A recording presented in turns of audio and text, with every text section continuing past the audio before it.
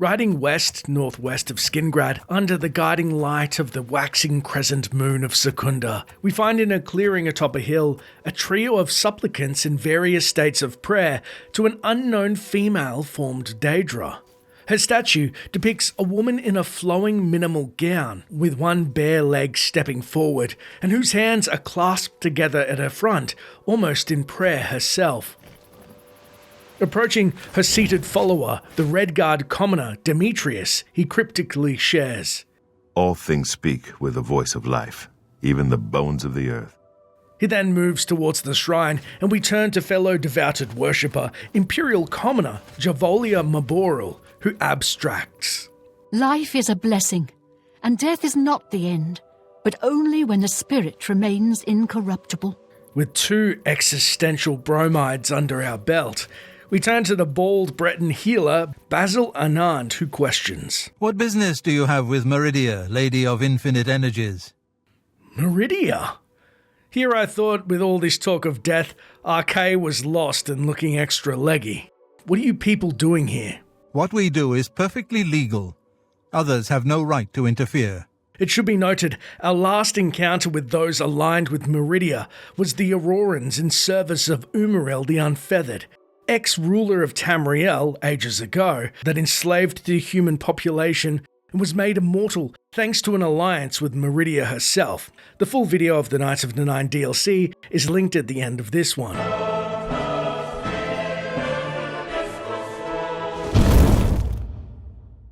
With this context, we say, does your mistress know of my service to the Nine?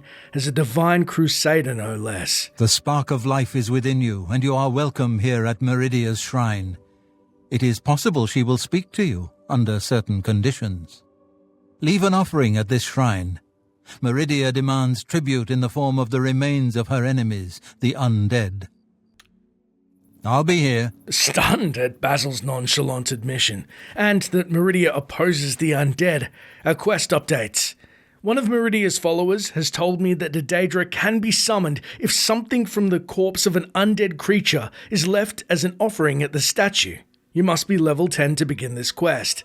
Nearing the altar, as instructed, we are asked if we wish to make an offering to Meridia, being that of bone meal, found commonly on skeletons, ectoplasm collected from ethereal undead such as ghosts and wraiths, and mort flesh, found primarily on variants of zombies.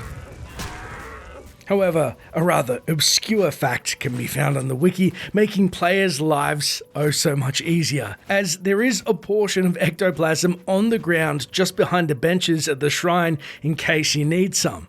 It is translucent and half embedded in the ground, so you'll most likely have to rely on the hand icon to show you that you're looking at it. Scooping up the gelatinous ichor, we offer the ectoplasm to the Lady of Infinite Energies, and she responds.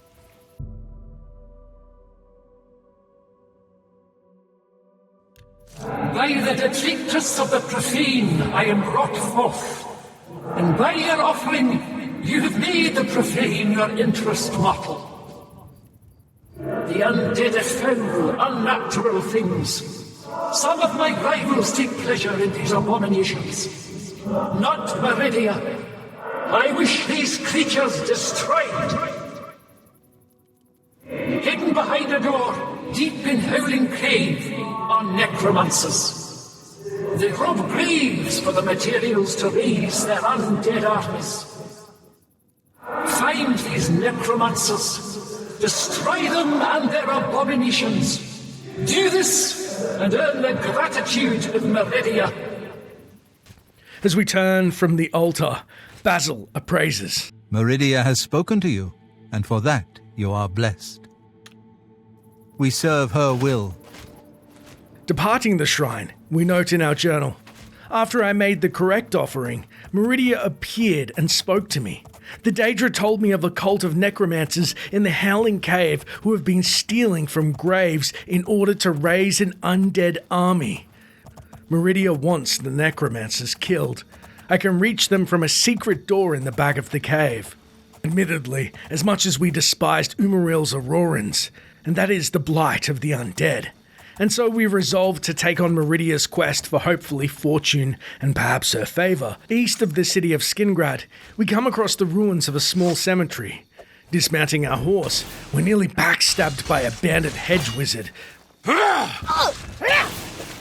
This ends here. Taking her meagre possessions so that she too can be buried with the dead, we see to the right of her exposed rump the mutilated zombie remains that are inside. It's then we see to the northwest an eerie beacon, presumably kept lit to guide the cult of necromancers that dwell inside Howling Cave. Inside Howling Cave, we enter the main shaft and are greeted by some petty vermin. After which, we see a sizable silver deposit and divine this was probably the remnants of a mine before the necromancers took root.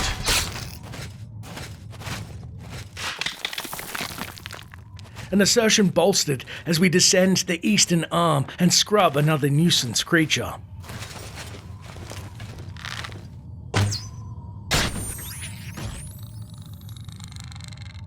After which, we find at the end of the tunnel another silver vein. It's only when heading north and deeper into the mine do we spy a dread zombie emanating an unpleasant miasma.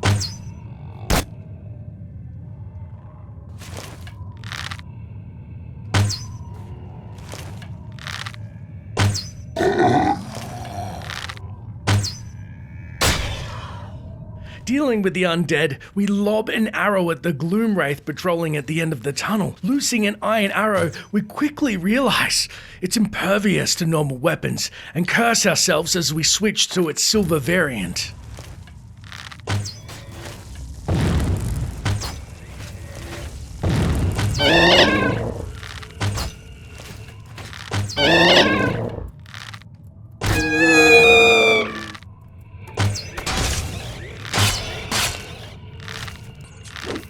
With 2 of the 3 undead types Meridia despises deceased, we head northeast, around a corner, and see a path blocked. Miraculously, the boulder then shakes as it reveals a hidden entrance as we enter the wooden door to the Howling Cave's lower galleries. Inside, we see a shady figure loitering in the dark with an ethereal netherlich patrolling nearby. As we attempt to find a vantage point, the deadly lich approaches, but so too does an interrupting fellow necromancer to flirt. What did I do to deserve this honor? How goes it?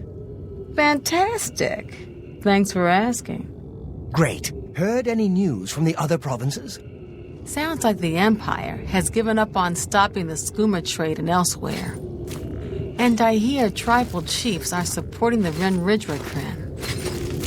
If the Empire isn't going to stop the skooma trade, who will? So long. You too. With no choice, we shoot our silver arrow at the approaching lich, and all hell breaks loose.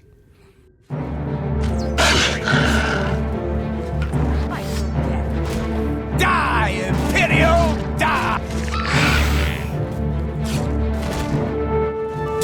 Die, Imperial, die! I've fought mud crabs more fearsome than you. Take that! You're pathetic!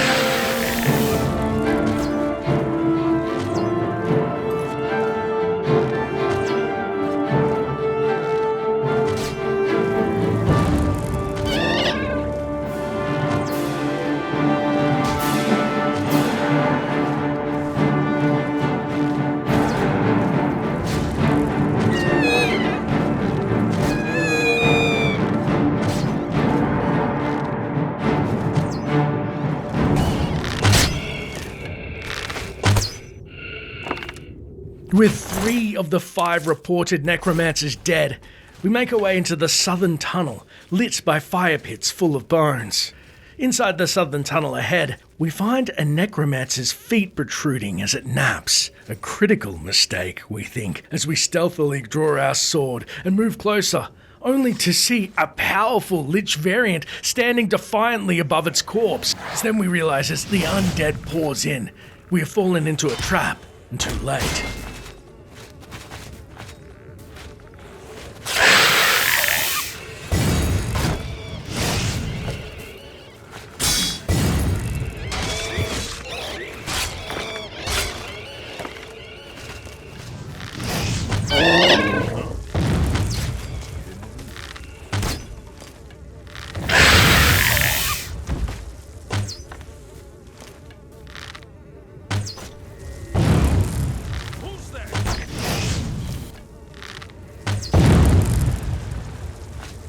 Though liches were necromancers in life who attained immortality through considerable arcane prowess, being the strongest undead in Oblivion, unfortunately for their fleshy ex-allies, unlike regular undead, the Lich faction is hostile towards necromancers and vampires. So this poor lass met her end, perhaps by one of her own ascended colleagues' gnarled claw. Taking the Lich's greatest staff of fire, we begin looting the crypt, and beyond the bloody stone slab find a sizable jeweled amulet inside the coffin, plus 722 septums to boot. We, however, persevere heading into the southwestern tunnel, seeing a corpse hanging by its heels, and the final necromancer clearly jittery as he wanders aimlessly. Hefting the Lich's fiery staff, we take aim at the distracted Imperial's back, and he barks back in anger. Die, cur! Die! What's the matter? Getting tired? That the best you can do? I'm just warming up, you pathetic worm!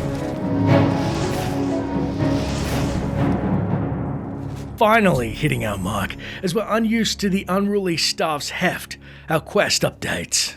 I've killed the necromancers in Howling Cave. I should return to the Shrine of Meridia. We then approach the stretched out Imperial, at home on the crypt's cold stone, as we gratefully loot his body of weapons, clothes, and excessive potions to boot. Only to see a corpse to the left, wedged between two stones with a scythe embedded in its ribcage. Leaving the poor soul, we depart the cave and return to the Prince of Light's shrine. Approaching the statue, Meridia congratulates. Well done. Those creatures were an affront to all life, and I have paid the price for their actions. Take this ring and go with my blessing. Our quest and updates. Meridia was gratified that I had performed the task assigned to me. As a reward, I have been given the Ring of Khajiit. The ring itself is a gold band with a large purple gem embedded behind a yellow stone, and according to Khajiit folklore, the Ring of Khajiit is an ancient relic hundreds of years older than Rajin, the thief that made the ring famous. It was Rajin who used the ring's power to make himself invisible and as quick as the breath of wind. Using the ring, he became the most successful burglar in Elsewhere's history. Rajin's eventual fate is a mystery, but according to legend, the ring rebelled against such constant use and disappeared, leaving Rajin helpless before his enemies. Which makes sense, as when equipping the ring, we find its attributes impart 35% chameleon and fortify speed 10 points. Equipping the ring, we become a transparent blur, barely visible to the naked eye. Approaching Meridia's priests, however, they seem to expect nothing less. May the lady guide your steps. Blending into the background of Cyrodiil itself, save for the glow of our torch, we depart the Bright Lady's shrine. If you want to support the channel in a more personal way, consider subscribing, and make sure to check out our Patreon, which boasts different tiers and rewards. As always, thanks for watching, and until next time, traveller.